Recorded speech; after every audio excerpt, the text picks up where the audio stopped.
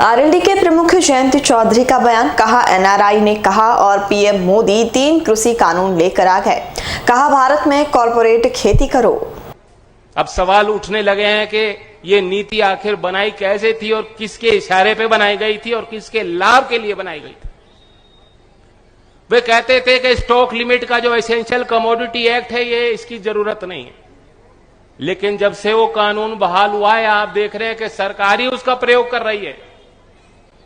बिना किसी देश में किसान से पूछे धान के, गेहूं के निर्यात पे प्रतिबंध लगाने वाली यही सरकार है।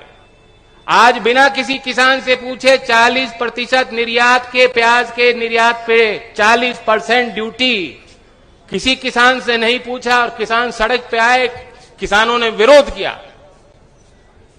कि ये समय नहीं था इस तरह की ड्यूटी लगाने का।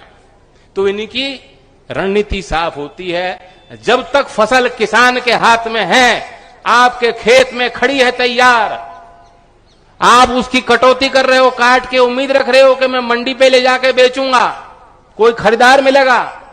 जब तक वहां पहुंची होती है फसल, तब तक इनका जोर होता है महंगाई, हाई महंगाई।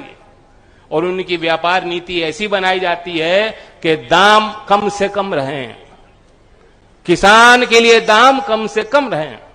और जैसे ही जो इनके लॉबी के लोग हैं जो बड़ा व्यापार देखते हैं, जैसे ही उनके हाथ में पहुंच जाता है और वो अंतर्राष्ट्रीय लेवल पे करार कर देते हैं, तो आप देखो कहेंगे अरे निर्यात खोल दो, निर्यात खोल दो, व्यापार खोल दो। खुला व्यापार होना चाहिए, सरकार की दखल अंदाजी इसमें नहीं होनी चाहिए। तो ये धोरी भाषा है किसान की, किसी की देश में